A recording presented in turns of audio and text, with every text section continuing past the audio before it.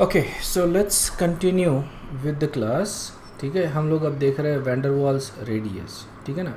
Van der वाल is a basically a name of the scientist, और इसने ये प्रपोज किया था कि जैसे फॉर एग्जांपल अपन गैसेस लेते हैं, ठीक है ना, और अगर गैसेस लेते हैं तो ये जो गैसेस है they can be liquefied. Okay, पहले ये माना जाता था कि जो कुछ एलिमेंट्स होते हैं दे गैशियस फॉर्म में इसलिए होते हैं क्योंकि दे रिपेल इच अदर, एक दूसरे को रिपेल करते हैं, इसलिए they are in a gaseous form. ठीक है, बट वैन डर वाल ने ये बताया कि that might not be actually true, there might be some sort of attractive force, और इसका एविडेंस ये था कि gases can also be liquefied.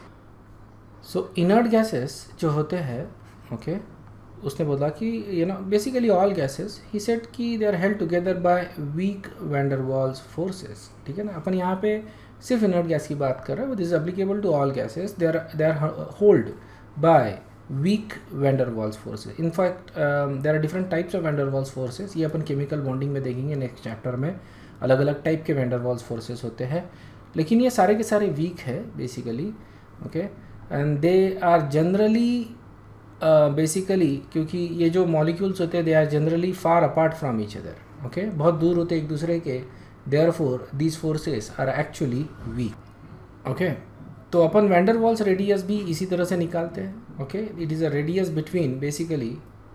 Okay, तो वैन डर वाल्स रेडियस उसने बोला कि it is the distance between two nearest neighbour molecules. Okay, उनके न्यूक्लियाई के बीच का जो डिस्टेंस है, तो ये ऑब्वियसली ये मॉलिक्यूल्स जो है या एटम्स जो है वो दूर दूर रहेंगे, तो ये इनका न्यूक्लियस हो गया, और उनके न्यूक्लियस के बीच का जो डिस्टेंस रहेगा, दैट डिस्टेंस, इसको अपन बोल रहे हैं वैन डर वाल्स डायामीटर, और उसका हाफ अगर लेते हैं, 1/2, ठीक है ना, तो इसका हाफ अगर लेंगे अपन, that will be called as van der Waals radius. Okay, so इसको अपन वैन डर वाल्स रेडियस बोल रहे हैं। तो अगर मैं प्लॉट लेता हूँ of atomic radii of noble gases, ठीक है ना, तो इसमें मेरे को जो नोबेल गैसेस है these are considered to be exception, क्योंकि यहाँ पे वैन डर वाल्स रेडाई आ रहे हैं। क्योंकि अपन देखो एटॉमिक रेडियस जब लेते हैं तो we are taking covalent radius और मेटालिक रेडियस, बराबर है। इसमें अपन जनरली मेटालिक और कोवेलेंट रेडियस लेते हैं।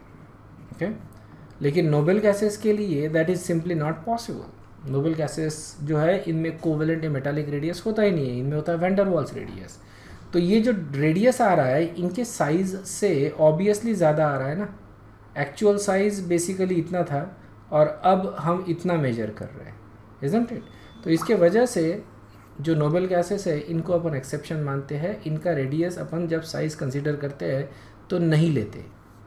ओके, तो ये ऑब्जर्वेशन देख लो। Okay, observation and variations in a group, radius की बात कर रहे हैं। एटॉमिक रेडियस इंक्रीज होती है जैसे अपन ग्रुप में टॉप टू बॉटम जाते हैं।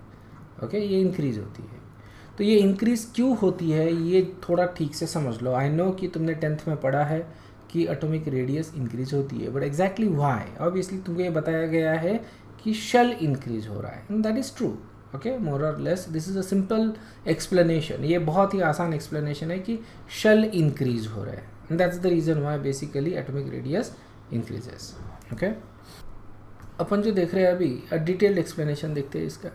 देर आर 3 ऑपरेटिंग इफेक्ट्स या फोर्सेस। ओके, 3 फोर्सेस है जिससे किसी भी एटम का जो रेडियस है वो डिसाइड होता है। Okay, so we are talking about going from top to bottom, okay, in a group, isn't it? So the first is increase in atomic number, top to bottom जाते हैं, isn't it? तो हम protons add कर रहे हैं nucleus में। Protons add करते हैं तो क्या होता है, न्यूक्लियर चार्ज बढ़ता है। न्यूक्लियर चार्ज बढ़ेगा तो ये बाहर वाले जो इलेक्ट्रॉन्स है उसको ज़्यादा अट्रैक्ट करेगा, तो साइज डिक्रीज हो जाएगा। ओके, तो जैसे अपन टॉप टू बॉटम जाते हैं साइज एक्चुअली डिक्रीजेस। क्लियर है? या सेकंड इफेक्ट होता है, या second effect is the shielding effect. ठीक है ना, जैसे जैसे हम शेल्स ऐड करते हैं, जैसे जैसे हम शेल्स ऐड करते हैं तो इनर इलेक्ट्रॉन्स ये आउटरमोस्ट इलेक्ट्रॉन को शील्ड करते हैं। ये जो इनर इलेक्ट्रॉन्स रहेंगे, फॉर एग्जांपल इफ वी से दीज इलेक्ट्रॉन्स, ओके, ये इनर इलेक्ट्रॉन्स रहेंगे। सो ये inner electrons outer most electrons को शील्ड करेंगे, तो ये बाहर के इलेक्ट्रॉन्स जो रहेंगे इनको शील्ड करेंगे इनर मोस्ट इलेक्ट्रॉन्स। तो इसके वजह से क्या होगा, स्पेस जो है, जो साइज़ जो है वो इंक्रीज़ होगा, क्योंकि ये बाहर के इलेक्ट्रॉन्स को ज़्यादा न्यूक्लियर चार्ज नहीं मिल रहा है। तो हम यहाँ पे बोलते हैं कि Z इफेक्टिव जो होता है, इफेक्टिव न्यूक्लियर चार्ज, ये डिक्रीज़ होता है, इजंट इट। यही हमने बोला था कि बाहर वाले जो इलेक्ट्रॉन्स है इनके ऊपर इफेक्टिव न्यूक्लियर चार्ज डिक्रीज़ होता है, तो as a result of that the atomic radius increases. Okay, समझ में आ रहा है ना। तो शील्डिंग इफेक्ट ये क्या होता है, प्रीडोमिनेंट इफेक्ट होता है। प्रीडोमिनेंट का मतलब है डोमिनेटिंग इफेक्ट, ठीक है। जितना ज़्यादा शेल्स अपन ऐड करेंगे उतना ज़्यादा इसका जो साइज़ है वो बढ़ेगा। The reason for that is कि इनर इलेक्ट्रॉन्स ये शील्ड कर रहे हैं। देखो, अगर मान लो कि we are simply adding shells, ठीक है ना, वी हैव अ न्यूक्लियस, यहाँ पे न्यूक्लियस है मान लो, and then we just have shells, ठीक है। लेकिन we are also adding proton, isn't it. तो अगर प्रोटॉन का जो एडिशन का इफेक्ट और शेल का एडिशन का इफेक्ट अगर सेम होता मान लो, तो साइज तो नहीं बढ़ता ना, क्योंकि पूरे के पूरा एटम कंस्ट्रिक्ट हो जाता है, क्योंकि न्यूक्लियर चार्ज भी बढ़ रहा है, तो उसके वजह से एटम श्रिंक हो रहा है। ओके, तो जो शील्डिंग इफेक्ट है मान लो और प्रोटॉन के एडिशन का जो इफेक्ट है, ये अगर होता तो दोनों जो बेसिकली जो इंक्रीज़ और डिक्रीज़ है ये एक दूसरे को बैलेंस करते और साइज़ सेम आता। लेकिन ऐसा नहीं होता, साइज़ जो है वो बढ़ता है। The reason for that is shielding effect. Shielding effect नीचे जाते हैं अपन तो बहुत ज़्यादा हो जाता है। ज़्यादा शील्डिंग इफेक्ट का मतलब हो गया कि effective nuclear charge on the valence electrons जो होता है वो ज़्यादा नहीं होता, ओके, वो डिक्रीज़ हो जाता है, और उसके वजह से उनके ऊपर अट्रैक्टिव फोर्स कम आ रहा है। ओके, बाहर का जो इलेक्ट्रॉन है इसके ऊपर ये जो अट्रैक्टिव फोर्स है न्यूक्लियस का, ओके, ये बहुत कम आ रहा है, कि अट्रैक्टिव फोर्स कम आ रहा है। इसका मतलब जो साइज़ है वो बढ़ जाएगा एटम का। क्लियर है? Is this clear? कि obviously we are adding protons and we are also adding shells, लेकिन addition of shell actually has a greater effect than. यहाँ पे रिलेटिव फोर्सेस अपने को ध्यान में रखना पड़ रहा है। ओके, इट्स नॉट जस्ट कि तुम इसको बड़ा करते जा रहे हो। ओके, तुम साथ में न्यूक्लियस में प्रोटॉन भी तो ऐड कर रहे हो ना। Okay, so addition of proton का जो इफेक्ट है उसका इफेक्ट है कि it is going to shrink. Okay, size कम हो जाएगा, और शील्डिंग इफेक्ट का इफेक्ट है कि इट साइज़ बढ़ जाएगा। तो शील्डिंग इफेक्ट यहाँ पे डोमिनेट करता है when you go from top to bottom. Is that clear? So as a result of these two effects, when you go from top to bottom, size, ठीक है, size increases when you go from top to bottom in a periodic table. लेकिन जैसे मैंने बताया, अगर मान लो कि ये दो इफेक्ट, ओके, अगर बैलेंस हो जाए तो फिर क्या होगा? क्या साइज़ इंक्रीज होगा? नहीं, ये हो सकता है कि साइज़ सेम आ जाए।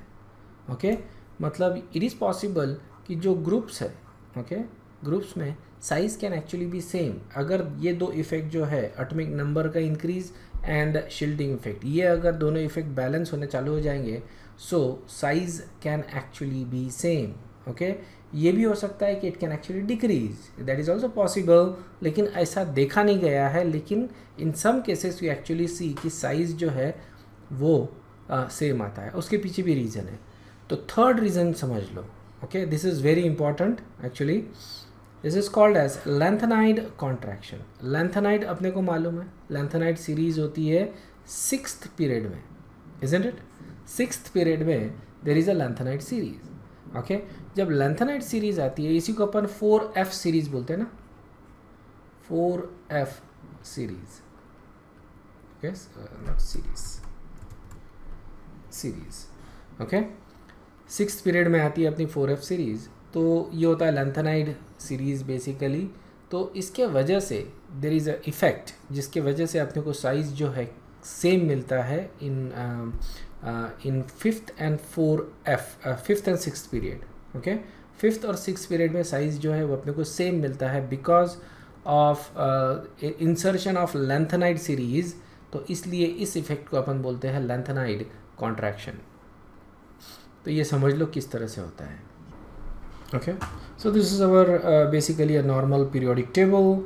और मैं अगर इसको वाइड फॉर्म में दिखाता हूँ तो it basically you can see how the F block यहाँ पे आ रहा है। Okay, 4F and 5F। Alright, सो ये 4F और 5F अपने को यहाँ पे दिख रहा है। सो अपने को बेसिकली इसी पोर्शन से काम है। ओके, ठीक है, this is our lanthanide series, isn't it.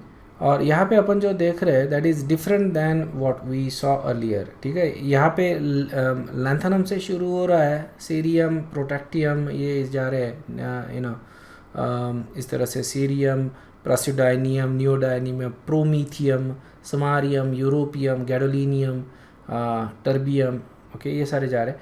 And then यह ytterbium, okay last, and then lutetium, इसको डाला गया है डी में, isn't it? ये अपना डी ब्लॉक हो गया पूरा।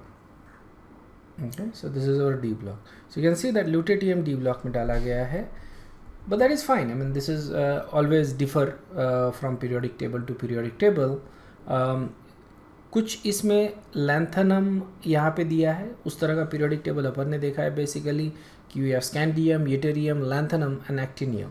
ओके, और फिर ये जो सीरीज़ है, ये मतलब ये दो एलिमेंट जो है, ये वाले दो, ये इस साइड में रहते हैं बेसिकली। क्लियर है ना, ये दो एलिमेंट इस साइड में आते हैं। Okay, but anyway we don't have to worry about it. ठीक है, you know actually that will be more sensible, क्योंकि अगर ऐसा देखा जाए तो that becomes a problem. Okay, so what I want to do is modify, थोड़ा सा periodic table को अपन modify करते हैं so that you get the actual sense of what is actually, क्योंकि यहाँ पे I don't know how we could actually explain जो मैं तुमको explain करना चाहता हूँ। so I just wanna create a little table, और यहाँ पे आएगा तुम्हारा स्कैंडियम और यहाँ पे आएगा यूटर्बियम।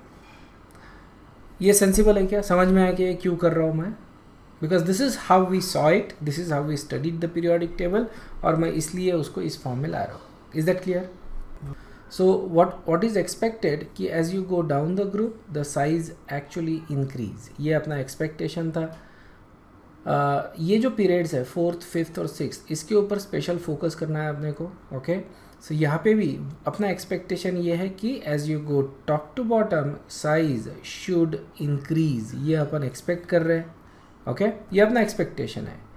अब देखो होता क्या है। ओके, होता ये है, और या फिर देखा ये गया है कि जर्कोनियम और हैफनियम, इनका जो साइज़ है दैट इज़ सेम। ओके, उसी तरह से नेबुलिनियम और टेंटलम, इनका भी साइज़ सेम होता है। मॉलिब्डेनम और टंगस्टन, इनका भी साइज़ सेम होता है। ठीक है, ये एलिमेंट्स जो है इनको याद रखना तुमको इम्पॉर्टेंट है। ओके, जर्कोनियम, हैफनियम, नेबुलिनियम, नियोबियम, टेंटलम और मॉलिब्डेनम एंड टंगस्टन। ओके, ये 6 एलिमेंट्स तुमको याद रखने ही है। ओके, उसके अलावा you probably want to know और remember rhenium and osmium, specifically osmium, क्योंकि ऑस्मियम की डेंसिटी सबसे ज़्यादा आती है पीरियोडिक टेबल में। रिमेंबर दैट डेंसिटी वाला जो ग्राफ अपन ने देखा था, ऑस्मियम और rhenium was actually at the top of that graph. Okay, सबसे हाईएस्ट में था ऑस्मियम, क्योंकि इस पीरियोडिक टेबल में सबसे ज़्यादा डेंसिटी ऑस्मियम की आती है। ओके, सो ये जो साइजेस है वो सेम है। So why is it same? Okay, तो इसके पीछे फिर ऑब्वियसली क्या किया गया, थियरीज बनाई गई, एंड इस थियरी का explanation was made to make sure कि जो अपना ऑब्जर्व्ड फैक्ट है ये सूट होता है उसको। ओके, इस तरह से थियरीज डिज़ाइन की गई।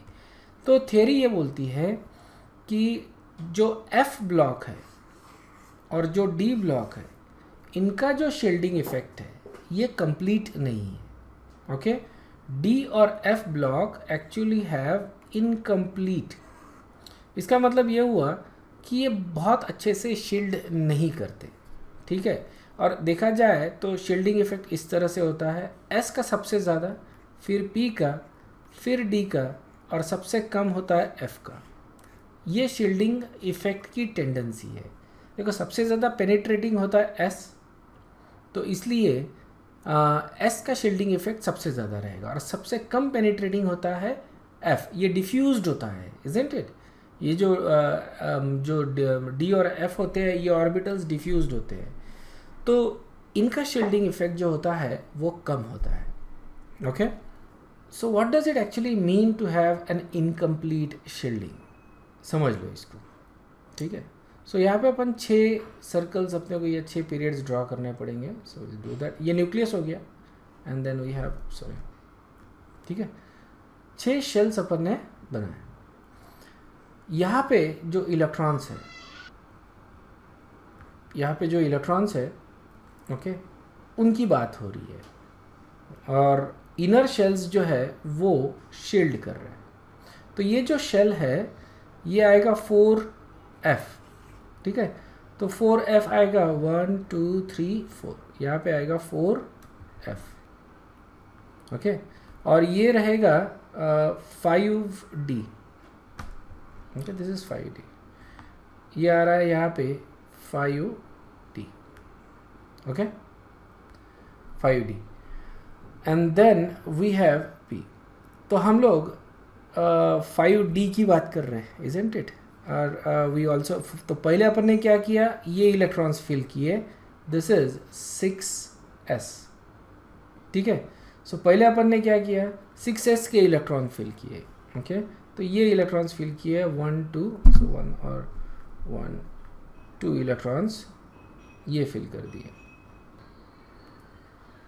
तो ये पहले 6S के इलेक्ट्रॉन फिल किए, उसके बाद we started filling F electrons, बराबर है। तो उसके बाद F इलेक्ट्रॉन्स फिल किए मैंने यहाँ पे, okay. So I just mark this as a area, okay. तो ये 4F के इलेक्ट्रॉन्स मैं फिल कर रहा हूँ। 4F के कितने इलेक्ट्रॉन्स भरना पड़ेगा मेरे को यहाँ पे? 14 इलेक्ट्रॉन्स, बराबर है ना, 14 इलेक्ट्रॉन्स फिल किए। नेक्स्ट जो अपन फिल करेंगे वो रहेगा 5D का, isn't it? तो 5D का electron, let me take it as a black, ठीक है। तो ये लेते हैं अपन ब्लैक कलर। तो ये इलेक्ट्रॉन आ रहा है 5D में, ओके।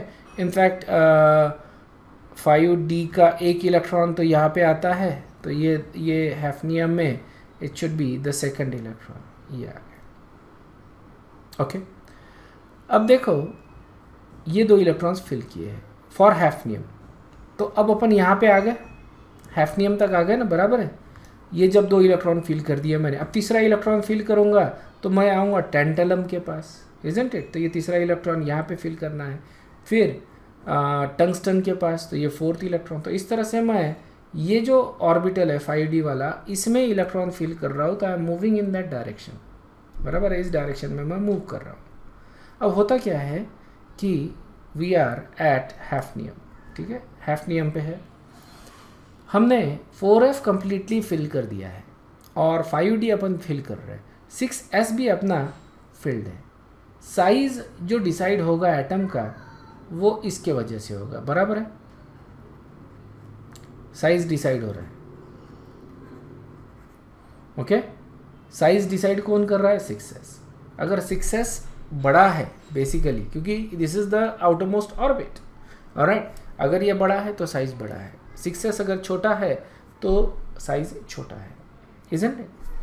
तो होता क्या है कि ये जो 4F के इलेक्ट्रॉन्स है, हमने बोला है कि 4F के इलेक्ट्रॉन्स ये इनकम्प्लीट शील्डिंग दिखाते हैं, इनकम्प्लीट शील्डिंग दिखाते हैं, ओके। सो 4F के इलेक्ट्रॉन इनकम्प्लीट शील्डिंग दिखा रहे हैं। सो इसका मतलब क्या हो गया कि ये जो न्यूक्लियर का जो चार्ज था, ओके, ये न्यूक्लियर का जो चार्ज था जो यहाँ तक आ रहा था, बराबर है, और शील्डिंग इफेक्ट की वजह से क्या हो रहा था? Z effective nuclear charge decrease हो रहा था शील्डिंग इफेक्ट की वजह से, बराबर है। समझ लो इसको, ठीक से सुनो, ओके। शील्डिंग के वजह से effective nuclear charge on these valence electron कम हो गया था, जिसके वजह से साइज इंक्रीज होता था। यही प्रिंसिपल बताया अपन ने। साइज इंक्रीज क्यों होता है कि शील्डिंग इफेक्ट है, शील्डिंग इफेक्ट के वजह से साइज इंक्रीज हो रहा है, क्योंकि इफेक्टिव न्यूक्लियर चार्ज डिक्रीज हो रहा है। यस। अब 4f कैसा शील्डिंग करता है? इनकम्प्लीट।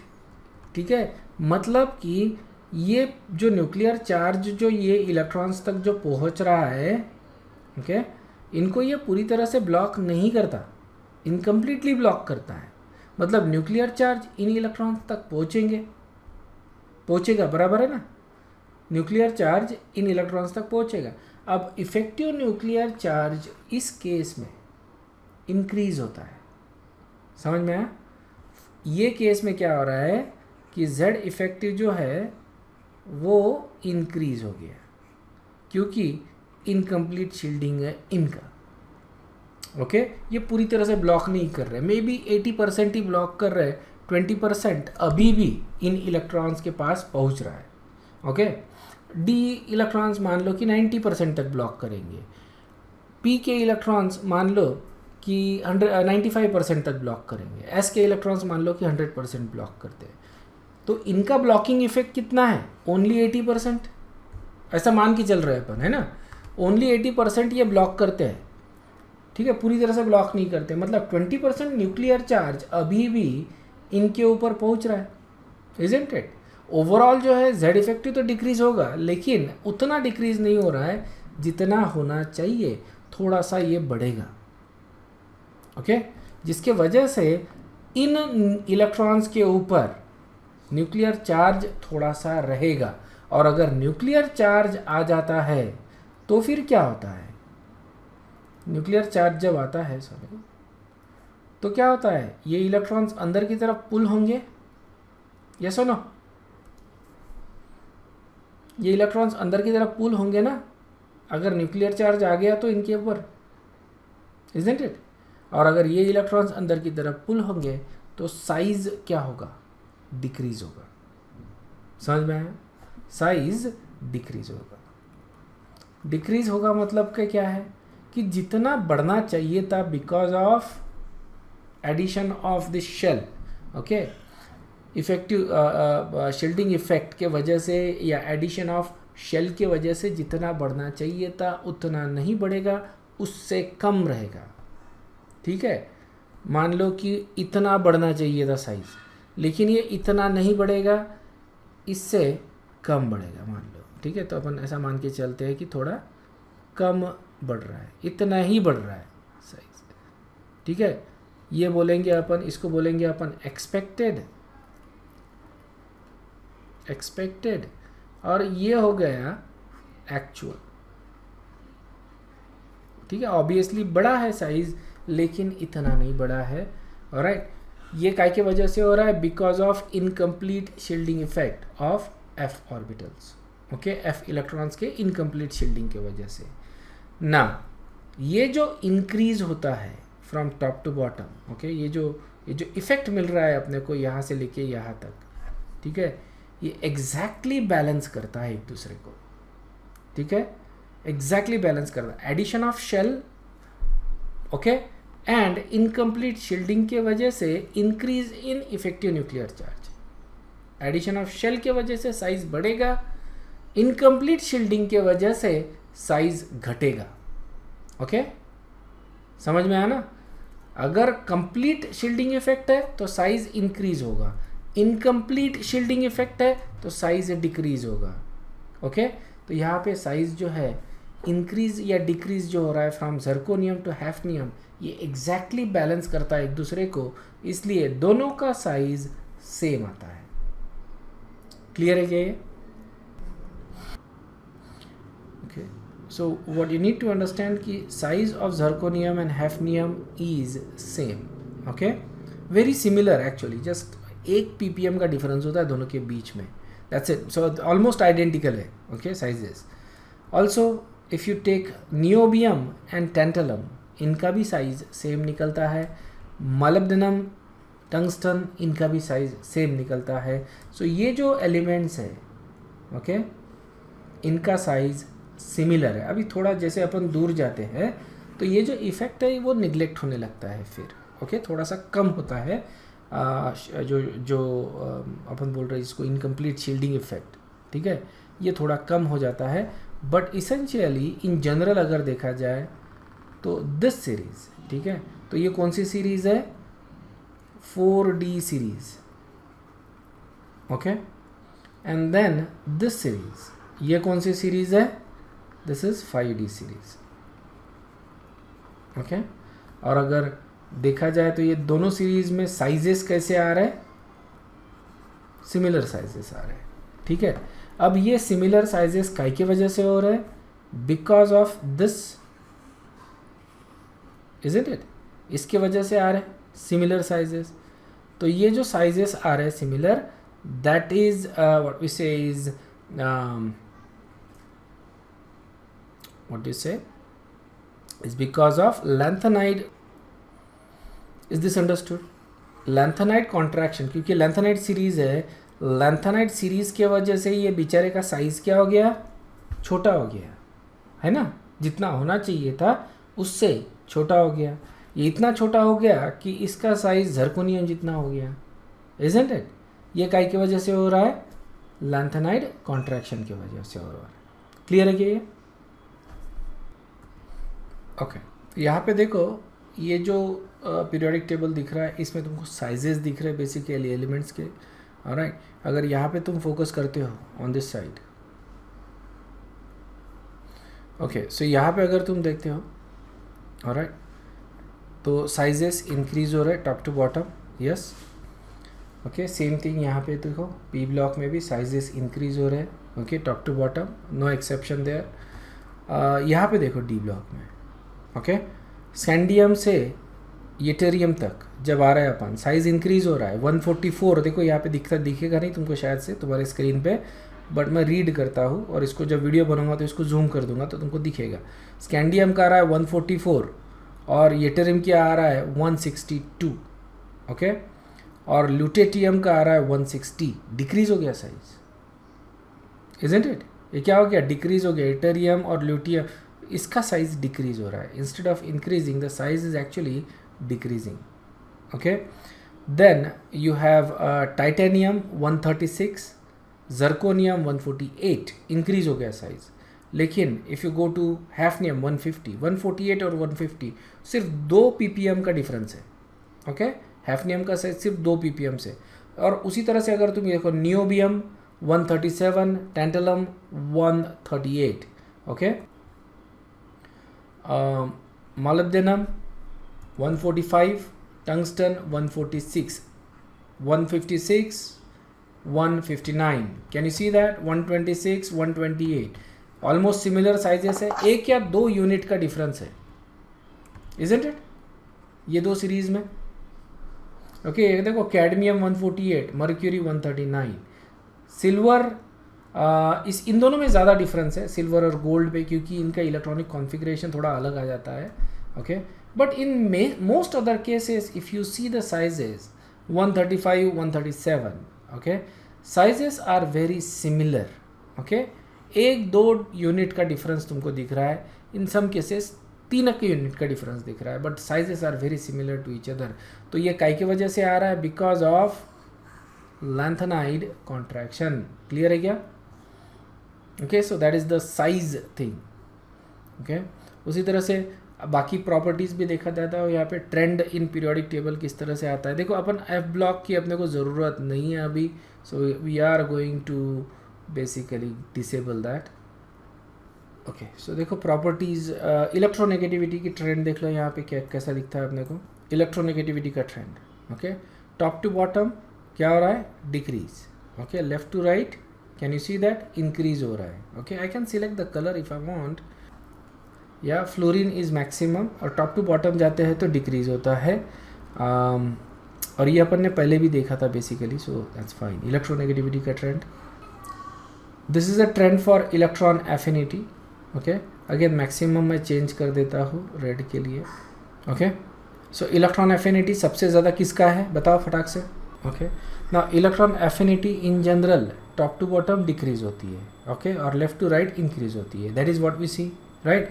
यहाँ पे क्लोरीन का इलेक्ट्रॉन एफिनिटी जो है that is actually highest, okay, not fluorine. Fluorine हमारा एक्सपेक्टेड था, लेकिन that is an exception because fluorine का इससे कम. क्यों आता है कम फ्लोरीन का, कौन बता सकता है मेरे को? Why is fluorines electron affinity is less than expected?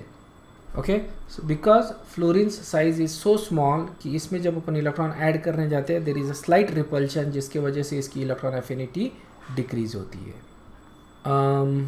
In general we see the clearly the trend, लेकिन there are certain notable exception. Nitrogen, okay, you can see that group 15 अपन ने बोला था इलेक्ट्रॉन एफिनिटी ज़्यादा नहीं है, it's actually 0 for this. Electron affinity या फिर electron gain enthalpy जो अपन बोलते हैं that is negative, okay, for most of the element except group 15 के elements, right. नाइट्रोजन को इलेक्ट्रॉन एफिनिटी नहीं है. क्यों नहीं है? क्योंकि नाइट्रोजन का जो इलेक्ट्रॉनिक कॉन्फ़िगरेशन है that is half field electronic configuration, that's why ये इलेक्ट्रॉन लेने में ज़्यादा खुश नहीं है. ओके, या कार्बन का देखो ज़्यादा है, और ये अपन एक्सेप्ट भी कर सकते हैं क्योंकि कार्बन अगर एक इलेक्ट्रॉन ले लेता है तो इसका हाफ फील्ड हो जाता है, isn't it? So electron affinity carbon की इनफैक्ट ज़्यादा है to accept the electron. Okay, so ये डी ब्लॉक को तो ध्यान में देना ही नहीं है तुम लोगों ने, ठीक है ना. Don't worry about the D block. Can you see the beryllium magnesium 0 mark किया हुआ है यहाँ पे. Electron affinity 0 for beryllium and magnesium, again because of the fulfilled configuration. Okay, बाकी इनकी जो इलेक्ट्रॉन एफिनिटी है that is very low, yes, as compare to these elements. Can you see that the values देख लो यहाँ पे 50-60 के आसपास आ रही है और यहाँ पे 350-400 के आसपास आ रही है values. Alright, so huge difference in their values. Okay, they don't have electron affinity. Their electron affinity is very low. Their electron affinity is very high. Okay, ये जो elements ले रहे हैं अपन, ये 0 है. Calcium 2.3 very low, isn't it? Nitrogen 7. Okay, in fact nitrogen की electron affinity, और that is an understandable because these are metals, this is a non metal, तो इसकी थोड़ी सी ज़्यादा है. बट अपन अपने सिलेबस के हिसाब से अगर देखें तो ये जो एलिमेंट्स हैं इनकी भी इलेक्ट्रॉन एफिनिटी अपन 0 मानते हैं. ऑलराइट, और अपने सिलेबस के हिसाब से इनकी इलेक्ट्रॉन एफिनिटी कितनी होती है? यहाँ पे 0 दी है, लेकिन अपने सिलेबस के हिसाब से कितनी है? Excellent, this is positive. ठीक है. देर इज़ मैग्नीज की 0 है, एक्सप्लेन कर सकते हैं क्यों 0 है. इट हैज़, इसका इलेक्ट्रॉनिक कॉन्फ़िगरेशन क्या होता है? 4s2 3d5, ये इलेक्ट्रॉनिक कॉन्फ़िगरेशन है इसका. s तो कम्प्लीटली फिल्ड है ना. अब d इज़ हाफ फिल्ड, तो क्या ये इलेक्ट्रॉन लेना चाहेगा? क्या नहीं, बराबर है. देखो बाकी भी मेटल है लेकिन they have some electron affinity. Manganese की 0 बोल रहे हैं अपन because of half filled electronic configuration. Chromium में there is 1 space, actually 4s में ये इलेक्ट्रॉन ले सकता है and it can have that stable manganese configuration. Okay, so इसलिए क्रोमियम की थोड़ी सी है, बहुत ज़्यादा नहीं है, थोड़ी है. ओके, नेक्स्ट प्रॉपर्टी देखते हैं. ये मेल्टिंग पॉइंट्स है. ओके, मिनिमम देखो ब्लू में दिया है, मैक्सिमम रेड में दिया है यहाँ पे. सो ये these are basically gases. Okay, these are basically gases. Okay, these are the metals. देखो सबसे ज़्यादा मेल्टिंग पॉइंट किसका आ रहा है? टंगस्टन का. क्लियरली दिख रहा है तुमको रेड इसमें, इजंट इट? सबसे कम मेल्टिंग पॉइंट किसका आ रहा है? हीलियम का. Okay, helium is actually gas all the way, ये सॉलिडिफाई नहीं होता, essentially it is a gas. And then you can see hydrogen, है ना, hydrogen -260 basically. Okay, nitrogen, these are basically very low melting gases. Okay, मतलब ये solid होते हैं बहुत ज़्यादा लो टेम्परेचर पे. सबसे हाईएस्ट यहाँ पे नॉन मेटल्स में अपने को कौन दिख रहा है? Carbon. And it this has the highest melting point then all the elements in the periodic table. ठीक है, मेटल्स में टंगस्टन है obviously, but for all the elements in the periodic table carbon has the highest melting point. Okay, as a diamond. and also as a graphite और diamond के melting point में I don't think there is a big difference. This is a trend in density. So as you go from top to bottom, density generally increases. ठीक है, ये तुमको values यहाँ पे बहुत ज़्यादा नहीं दिखेगी, but as you go from top to bottom, the values actually increases. Clear है क्या? Okay, as you go from top to bottom, values increases. Oh, my daughter was actually making ruckus outside.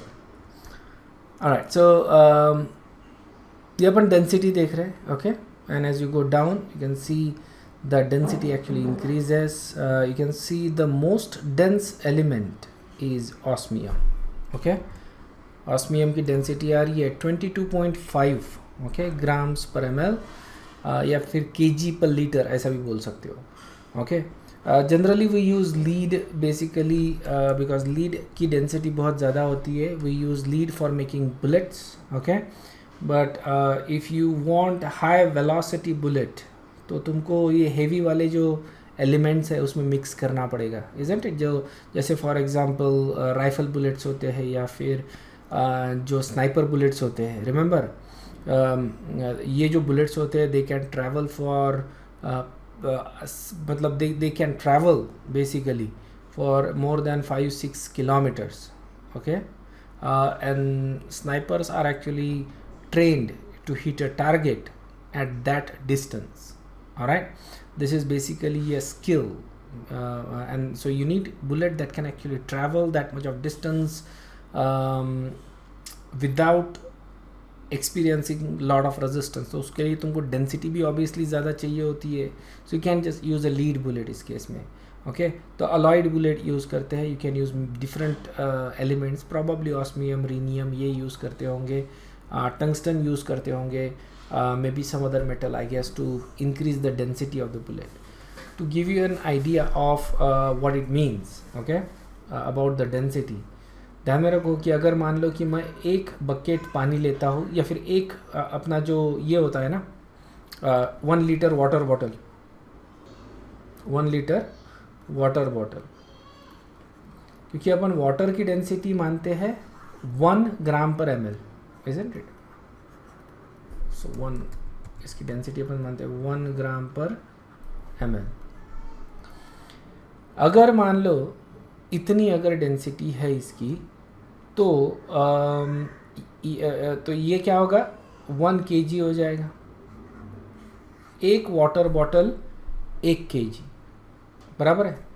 अगर मैं इस water bottle में, ठीक है ना, lead भरता हूँ, ओके, लीड को मैंने मेल्ट कर दिया और उसको इस वाटर बॉटल में 1 लीटर के वाटर बॉटल में भर दिया, तो इसका जो वज़न आएगा इस केस में दैट इज़ 11.3 kg.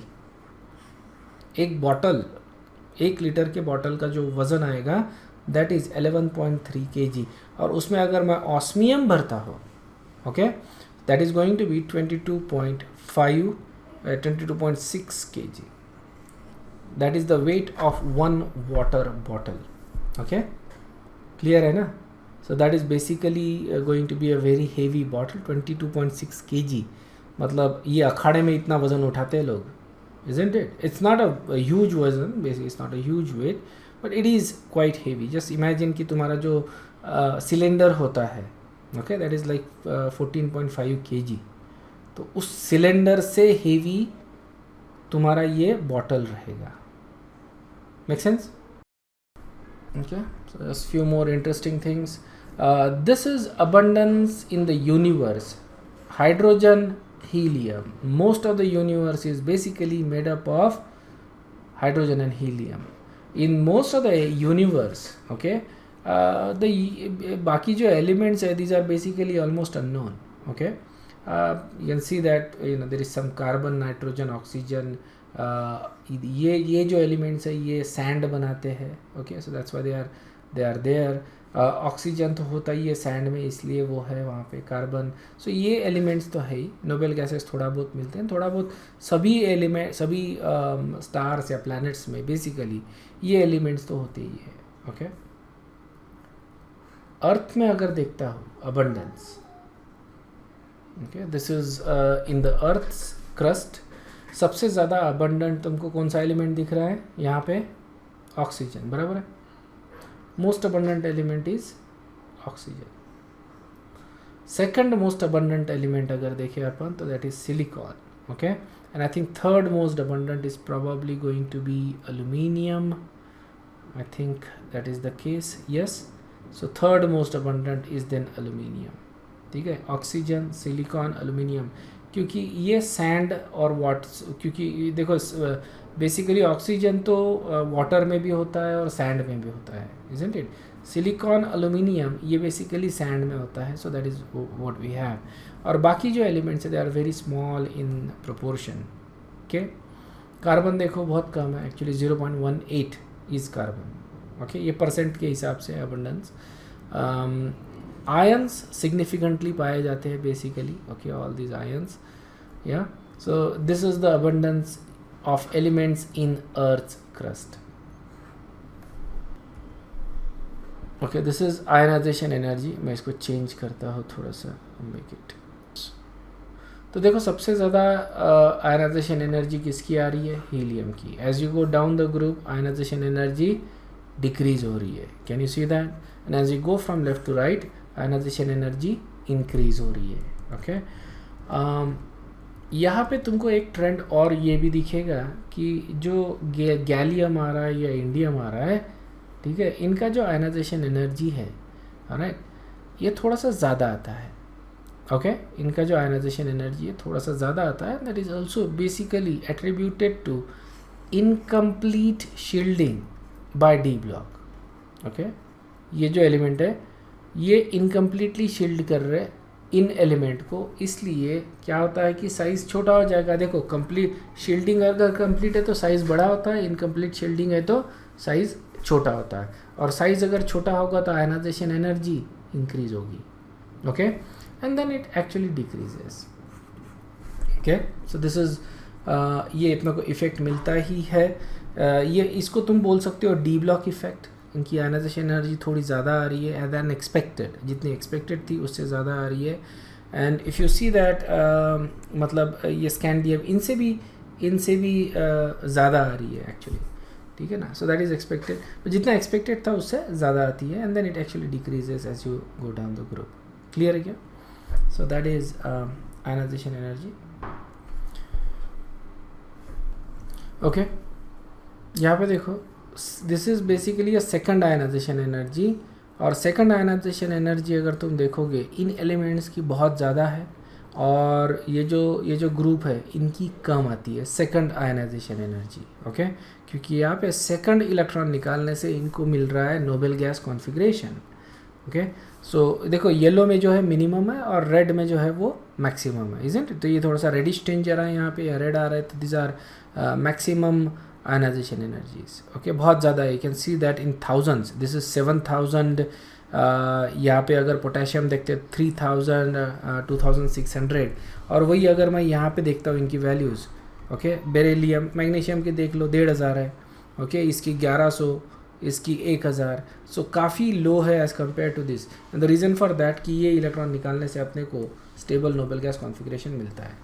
ये जो आयनाइजेशन एनर्जीज है नोबेल गैसेस की, that is high, you can say 5000 है ये basically, and it is lower than lithium, क्योंकि लिथियम का साइज़ बहुत छोटा है, इसमें एक प्रोटॉन ज़्यादा आ गया ना, इफेक्टिव न्यूक्लियर चार्ज ज़्यादा हो जाता है लिथियम आयन में, okay. And so it becomes, इसीलिए लिथियम आयन की सेकंड आयनाइजेशन एनर्जी की बात कर रहे हैं, ये ज़्यादा है। क्लियर है? This is the second ionisation energy. पहला इलेक्ट्रॉन निकल गया है और दूसरा इलेक्ट्रॉन अपन निकाल रहे हैं, ओके। सो ये हमने देखा लैंथेनाइट कॉन्ट्रैक्शन। अब जो अपन देख रहे हैं वो आयनिक रेडियस अपन ने देखा है किस तरह से मेजर करते हैं, basically distance between the centre of two nucleus, okay, और उसका हाफ, इसको बोलते हैं अपन आयनिक रेडियस। लेकिन आयनिक रेडियस में प्रॉब्लम क्या होता है कि जो कैटायन और अनायन है इनका जो रेडियस है that is not same, okay. So मान लो कि कैटायन है तो कैटायन छोटा रहेगा, और अनायन है तो अनायन रहेगा बड़ा, ओके, ये। और हम जो इंटर न्यूक्लियर डिस्टेंस है उसकी बात कर रहे हैं यहाँ से लेके यहाँ तक। तो यहाँ पे मैं हाफ नहीं कर सकता, isn't it.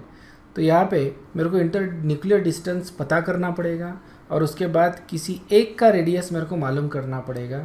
So inter nuclear distance जो रहेगा that is equal to radius of cation and radius of anion. अगर मान लो मेरे को रेडियस ऑफ कैटायन मालूम है तो फिर मैं जाके रेडियस ऑफ अनायन निकाल सकता, okay. But I can not just do half, like covalent radius में अपन हाफ करते थे, मेटालिक रेडियस में हाफ करते थे, इसमें नहीं कर सकते क्योंकि साइजेस सिमिलर नहीं है, ओके। कम ज़्यादा होते हैं, कैटायन छोटा होता है, अनायन बड़ा होता है, ओके। सो इसको अपन इंडिपेंडेंटली ही देखते हैं। So cation basically these are smaller in size, okay, than the parent atom. For example अगर मैं सोडियम देखूं और सोडियम आयन देखूं तो जो साइज़ बड़ा रहेगा वो सोडियम का रहेगा, ओके। सोडियम आयन का साइज़ छोटा रहेगा। द रीज़न फॉर दैट यहाँ पे अपन एक शेल ही निकाल रहे पूरा, isn't it. Essentially effective nuclear charge जो है वो इंक्रीज होता है जैसे जैसे अपन इलेक्ट्रॉन निकालते हैं, और Z इफेक्टिव अगर इंक्रीज हो रहा है तो साइज़ क्या होगा, डिक्रीज, ओके। तो साइज़ बेसिकली डिक्रीज होता है कैटायन में। जैसे फॉर एग्जांपल मैग्नीशियम आयन और मैग्नीशियम 2+ आयन, ठीक है। सबसे बड़ा साइज़ मैग्नीशियम का, उसके बाद मैग्नीशियम आयन का, और मैग्नीशियम 2+ का साइज़ बहुत ही छोटा रहेगा क्योंकि यहाँ पे देखो when you just look at magnesium and magnesium ion, ठीक है। तो यहाँ पे तो Z इफेक्टिव बढ़ रहा है, शेल्स कम नहीं हुए, शेल्स उतने ही है, लेकिन Z इफेक्टिव बढ़ गया इसलिए साइज़ डिक्रीज हो गया। लेकिन यहाँ पे अपन ने पूरे के पूरा शेल ही ख़त्म कर दिया, गायब कर दिया। लास्ट शेल था उसमें 2 इलेक्ट्रॉन थे, उड़ा दिया दोनों इलेक्ट्रॉन, मतलब वो शेल चले गया, तो इसका साइज़ एकदम छोटा हो जाएगा। क्लियर है क्या? और अगर मैं अनायन का साइज़ देखूँ, अनायन size, okay, it is larger than it's parent atom. अनायन में साइज़ बढ़ता है, चार्ज बढ़ेगा तो साइज़ बढ़ा है। कैटायन में जब चार्ज बढ़ेगा तो साइज़ छोटा होगा, अनायन में चार्ज बढ़ेगा तो साइज़ बड़ा होगा। यहाँ पे Z इफेक्टिव जो है वो डिक्रीज होता है, ओके। Z इफेक्टिव डिक्रीज हो रहा है। अगर इफेक्टिव न्यूक्लियर चार्ज डिक्रीज हो रहा है तो साइज़ इंक्रीज हो रहा है इन केस ऑफ अनायन। कैटायन में क्या होता है, अपन इलेक्ट्रॉन निकालते हैं, इफेक्टिव न्यूक्लियर चार्ज बढ़ता है अंदर जो इलेक्ट्रॉन्स बचे हैं, और इसके वजह से उनके ऊपर ज़्यादा अट्रैक्टिव पुल रहेगा, साइज़ इंक्रीज होगा। अनायंस में एग्जैक्टली उल्टा, Z इफेक्टिव डिक्रीज हो जाएगा तो इसकी वजह से साइज़ बढ़ेगा। तो जैसे ऑक्सीजन लेता हूँ, oxygen minus ion and oxide ion लेता हूँ, ठीक है ना, और साइज़ ऑक्साइड आयन का सबसे ज़्यादा रहेगा, फिर उसके बाद 1- और ये, ठीक है। अगर मैं नाइट्रोजन लेता हूँ, नाइट्रोजन माइनस, नाइट्रोजन 2- और नाइट्रोजन 3-, चार्ज जिस डायरेक्शन में बढ़ेगा उस डायरेक्शन में साइज बढ़ेगा। क्लियर है क्या ये? सो अगर साइज को देखते हैं इन अ ग्रुप, ओके, तो ionic radii would tend to increase, okay. जैसे ग्रुप में देखते हैं टॉप टू बॉटम जा रहे हैं अपन, है ना, तो साइज़ इंक्रीज ही होता है जैसे नॉर्मली होता है, वही होता है। सिर्फ देखो लिथियम आयन का size is smaller than lithium, sodium ion का साइज़ स्मॉलर देन सोडियम, और पोटेशियम आयन का साइज़ स्मॉलर देन पोटेशियम, ठीक है। लेकिन जो ट्रेंड अपने को मिलता है टॉप टू बॉटम में, वही ट्रेंड यहाँ पे भी मिलेगा। देखो साइज़ जो है वो इंक्रीज होता है टॉप टू बॉटम। क्लियर है क्या? Alright, that's what we see. और लेफ़्ट टू राइट अगर जाएंगे अपन, okay, left to right, okay, जैसे Na+ और Mg+, तो ऑब्वियसली ये दोनों में Mg+ की साइज़ ज़्यादा रहेगा, ओके, क्योंकि दोनों में क्या हो रहा है, सेम चार्ज है, ओके। और मैग्नीशियम सोडियम का साइज़ ज़्यादा रहेगा, इजंट इट? सॉरी, ये बराबर है। मैग्नीशियम यहाँ पे अपन ने एक तो पूरा शेल ही गायब, यहाँ पे एक और, यहाँ पे 2 ही शेल है ना अभी बचे, और यहाँ पे 3 शेल है। इलेक्ट्रॉनिक कॉन्फ़िगरेशन लिखो तो पता चल जाएगा तुमको। सोडियम आयन का इलेक्ट्रॉनिक कॉन्फ़िगरेशन लिखो और मैग्नीशियम आयन का इसमें 2 ही शेल मिलेंगे, 1s2 2s2 2p6, ये बचा हुआ कॉन्फ़िगरेशन है सोडियम आयन का। मैग्नीशियम का क्या है, 1s2 2s2 2p6 3s1, बराबर है। अब मैं मैग्नीशियम में से भी एक इलेक्ट्रॉन निकाल लेता हूँ, तो अब साइज किसका बड़ा रहेगा, Na+ और मैग्नीशियम 2+। अब दोनों का इलेक्ट्रॉनिक कॉन्फ़िगरेशन सेम ही रहेगा, यही रहेगा 1s2 2s2 2p6, यही है दोनों का इलेक्ट्रॉनिक कॉन्फ़िगरेशन। लेकिन चार्ज यहाँ पे ज़्यादा है, इफ़ेक्टिव न्यूक्लियर चार्ज यहाँ पे ज़्यादा है, इसलिए इसका जो साइज़ रहेगा कम रहेगा, इसका साइज़ बड़ा रहेगा। ठीक है, तो इलेक्ट्रॉनिक कॉन्फ़िगरेशन ये देखो, चार्ज जहाँ पे ज़्यादा है वहाँ पे ये रहेगा। तो लेफ़्ट टू राइट जब जाते हैं अपन तो चार्ज इंक्रीज होता है, इजंट इट। एल्यूमिनियम जाएंगे तो एल्यूमिनियम 3+ हो जाएगा इसेंशियली, तो ये हो जाता है increase in size, sorry decrease in size. ये जो आइसो इलेक्ट्रॉनिक वाला स्पेसिस है ये मेरे को थोड़ा ज़्यादा अच्छे से समझा के बताना पड़ेगा, क्योंकि this is actually very important. Okay, तो इसको अपन नेक्स्ट क्लास में डिस्कस करेंगे। ठीक है, अगर कोई डाउट है तो पूछ सकते हो, otherwise you guys can leave. Thank you very much. I will see you in the next class, and in the next class we'll continue with isoelectronic species. ठीक है, thanks, bye.